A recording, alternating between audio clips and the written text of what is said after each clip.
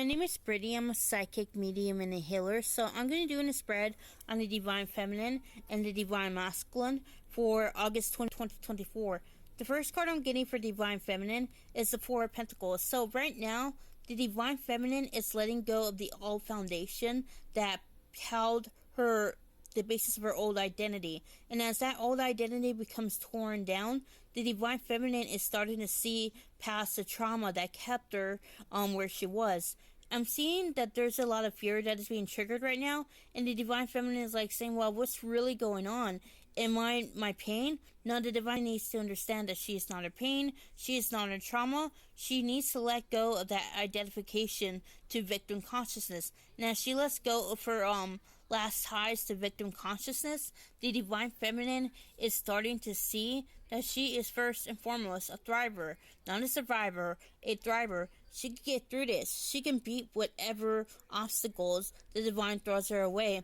And I feel as though the Divine Feminine is starting to recognize her own beauty. She's recognizing that she is a diamond, first and foremost, and that she was formed under pressure. So she just needs to take the lessons that are brought to her and run with them. Because I feel as though the Divine Feminine is being pushed to be instead of doing. With the Three of Wands, I'm seeing that there's a lot of apparent opposition going on in the Divine Feminine's life, but it's not really an opposition. It's a time of rest and reflection. And as the Divine Feminine rests and reflects on what her next steps are, she is starting to see that she is trying to hold on to an old way of being. And the Divine Feminine doesn't know what that quite entails yet, but she knows that something's not working, so she's allowing what's not working to come to the surface. She's just observing right now. She's just being. She's not trying to react to trauma. She's not trying to control the narrative. She's just being right now. And with the Chariot, I am seeing a lot of self-release about the Divine are being released right now, and as they are being released, the Divine Feminine is acknowledging that she was afraid of trusting in the Divine because she couldn't see the path forward, and she wanted to actually control the journey because that was where she felt safe, that was where she felt secure. But now she's acknowledging that that is keeping her in cycles that she doesn't want to be in. So instead of trying to assume that she knows best, the Divine Feminine is accepting that she does not know best, and that the Divine knows what's best. And by working alongside the Divine, she is empowering herself again. She is actually clearing those freedom blocks. And in doing so, she is actually manifesting what is rightfully hers. Now, she accepts that the Divine is always with her. She is also lessening the separation consciousness. She's becoming who she is meant to be. And that's what I get for Divine Feminine. So this is for Divine Masculine. The first card I'm getting for Divine Masculine is the Knight of Pentacles. So with the Knight of Pentacles, I feel as though the Divine Masculine is in the middle of clearing blocks when it comes to the father wound.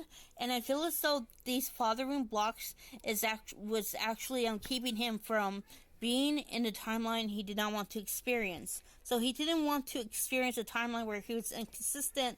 He did not want to experience a timeline where he couldn't show up for his Divine Feminine.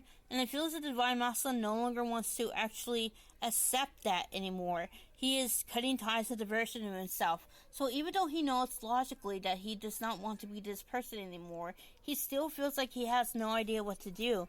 And it feels that the Divine Masculine is kind of letting the chips fall where they may. Instead of trying to control the narrative and assume that he knows best, the Divine Masculine is letting the way forward being open. So he's pretty patient with the Divine right now. He's allowing the Divine to guide him and lead him where he is meant to be. So it may seem like it's not making sense to him right now, but the Divine Masculine is still trying to assume that he knows best.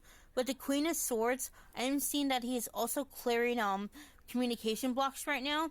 And so as he cleared his communication blocks, the Divine Masculine is seeing that he is he's not honoring his truth as much as he'd like. He's not honoring himself as much as he'd like. And I feel as though the Divine Masculine is seeking to make those corrections.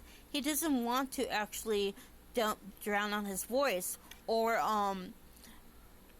keep the peace. He wants to be himself first and foremost. And by being himself first and foremost, he can be his most authentic self. And so I feel as though the Divine Masculine is being tested right now. he's being advised to set boundaries with some people because he has been too overgiving. He has been too much in he's been too much in his feminine energy, and he needs to come back into balance. So I'm feeling as though again that balance is being reset. With the Page of Wands, he's clearing manifestation blocks right now, and these manifestation blocks were keeping him in the timeline he didn't want to experience. Again, the Divine Masculine is seeing that he is the creator of his own reality, and that what he says goes. So he's starting to be more self-disciplined with his manifestations. He's accepting that he does have a degree of power, and that he does have a choice. And in doing so, he is clearing that trauma that is keeping him in victim consciousness. And as he comes out of victim consciousness, the Divine Masculine is just seeing just how much the operant power of his reality he really is. And that's what I get for Divine Masculine. If you haven't already, like, and I also post updates about twin flames every day almost. So if you haven't already, subscribe to my channel. I will see you another time. Namaste.